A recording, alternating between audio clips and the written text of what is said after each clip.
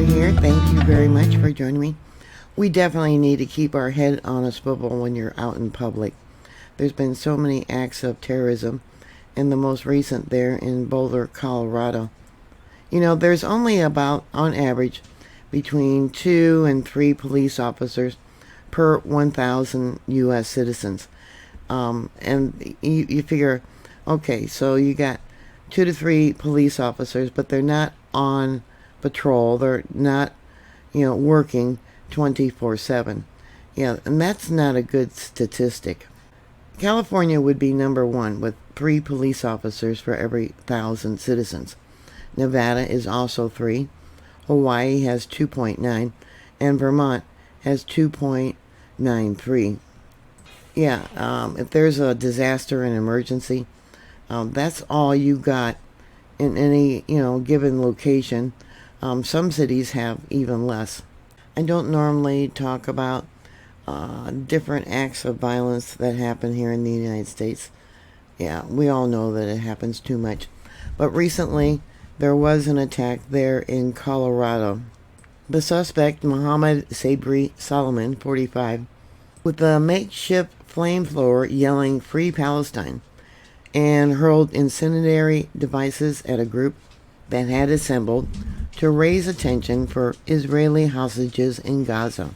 He evidently was here illegally. He did come into the country legally on a work visa. Was he vetted? I don't know. A lot of times they don't vet these people. They used to. But nowadays, at least during the Biden administration, they didn't vet him. He was from Egypt. He came here on a work visa, which expired in March, so that means he was here illegally. We really need to keep our head on a swivel. There's been so many attacks. You think about the 2 young people that were killed at that Israeli museum, I believe it was. The woman who was killed when she was jogging in Louisiana there. The world's gone nuts. Yeah, too much hate. They all claim their religion, but then they go out and kill people. That man who killed the 2 young couple in New York, I believe it was, he was also yelling "Free Palestine." This happened yesterday in Boulder, Colorado, and 8 people were hospitalized with burns and other injuries, and 2 of them were in serious conditions, officials said. Those that were injured was 4 men and 4 women, who ranged in age from 52 to 88 years old. Images show a man shirtless and holding 2 bottles, shouting while pacing on a grassy area in front of the county courthouse, and bystanders during that time were helping injured people.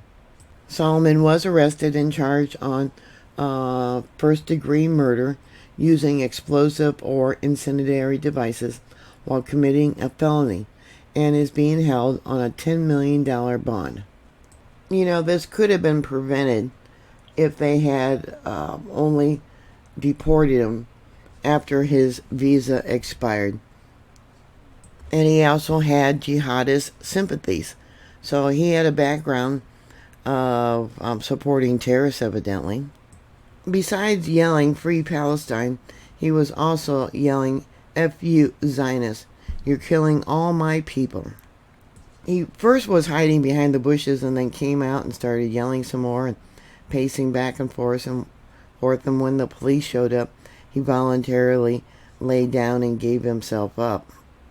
Police arrived supposedly within 10 minutes and apprehended the attacker, who was armed with looked like 2 spray bottles that appeared to be filled with alcohol. One man said that initially he thought the man was a gardener because he was wearing an orange vest. He evidently lived in El Paso County, there in Colorado, and he's been charged with 2 counts of murder.